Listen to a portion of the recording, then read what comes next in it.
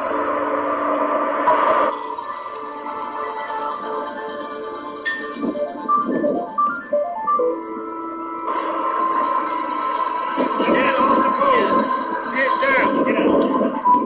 the name of Jesus, this flag has to come down. You come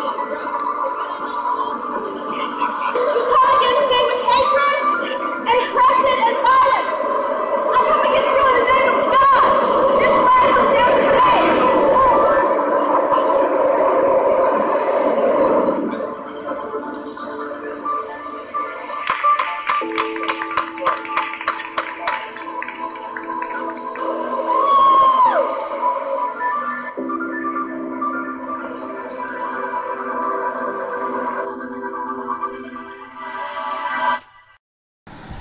Hello everyone, this is Kentucky from My Thoughts On, and that was the now infamous voice of the now famous Bree Newsom, who took down the Confederate flag in front of the South Carolina Statehouse.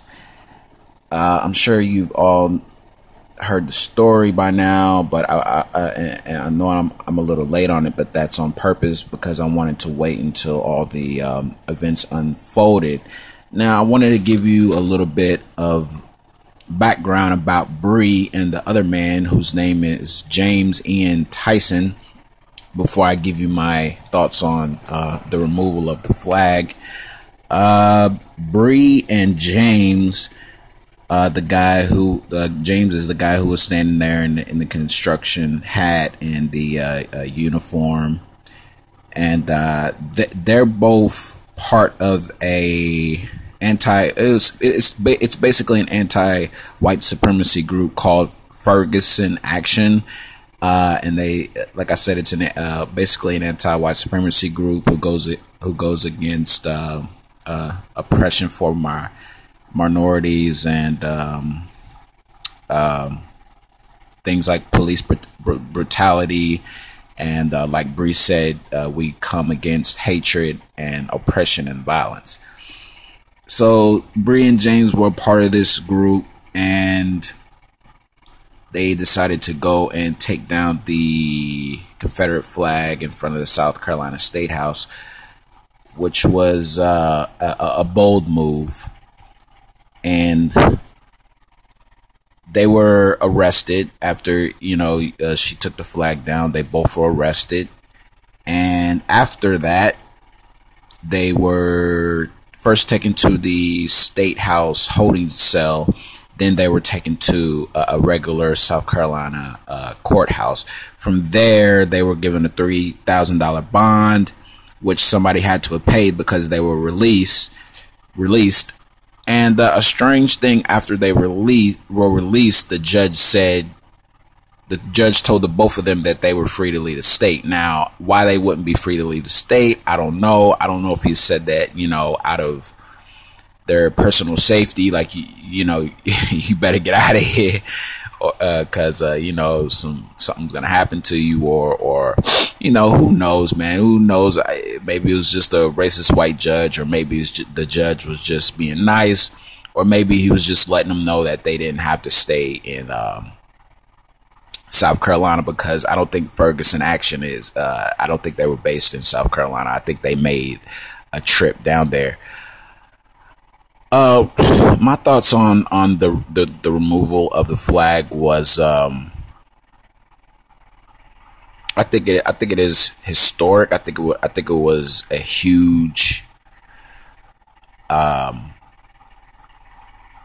step, especially not only for what happened in South Carolina with the shooting, but I think it's a huge step for Black women in particular. I think it took. I know, gender and race doesn't matter when it comes to heroics, but I think it took a woman to do a man's job, and I think that Bree Newsom is a hero. And I put up a tweet that somebody said that I really thought it was good. if I can find it.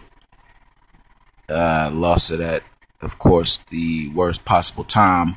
I read this one tweet and I posted it here on the video, in which a lone black woman does what an entire state couldn't bring itself to do for 150 years. Free Bree. I just think it was I just think it was huge. I am from Owensboro, Kentucky, and we don't have the Confederate flag flying in our state house or our Capitol building, but we do have Confederate.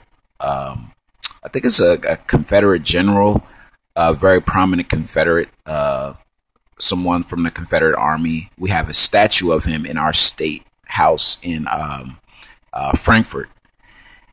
And if anyone's never lived in the South, it's not that I'm making an excuse for the bigotry there, but every region has a certain culture. Like now I live in New York. New York is very liberal. New York is where you can come out and say you're gay. New York is a place that is a melting pot where it doesn't matter who you are. You basically fit in because there's so many different nationalities and different types of people up here, and there's a certain culture in the Midwest of buying a home and raising a family and conservatism and worth ethic. Like in the Northeast or Ohio or something like, and in California there's the star Hollywood culture. There's a culture down south that has been there for hundreds of years, and it has gotten better, but has not completely went away. And it's very difficult to explain that culture, but you would have to see it for yourself. And the best way to see it for yourself is to listen to the words of the judge. You're free to leave the state. It's little things like that, and having the Confederate flag fly in your own state house while your state senator is laying in state there. The flag was planned to be removed before July 6th. The governor had already said that she was going to take it down. But there was some type of protest planned before then, and they didn't want to have the protest while the flag was still raised up. And the flag has been put back up. It has been raised back on the flagpole. But the culture in the South is just like anywhere else. It's not easy to change. Now, it's like going to Hollywood and saying, okay, change your culture over there. Change this star culture. Change this Hollywood culture. It's like going to New York and tell everybody to all of a sudden become conservatives instead of liberals. It's like going to the Midwest or Michigan or Ohio and trying to take the worth ethic out of them. Or it's like going to Florida. And saying take away stop it with this surfboard culture. It's and not to compare those other cultures with being a bigot, but I'm just trying to explain from coming down there what people expect out of themselves and what people expect out of their state where they live, and what they expect out of their state representatives, and that there is still a large portion of that segment of that population down south that expects for that flag to be up there, expects for at least some level of racism to still exist, and still wants to celebrate what the Confederacy at least attempted to do by breaking away from the United States who was trying to abolish slavery during that time.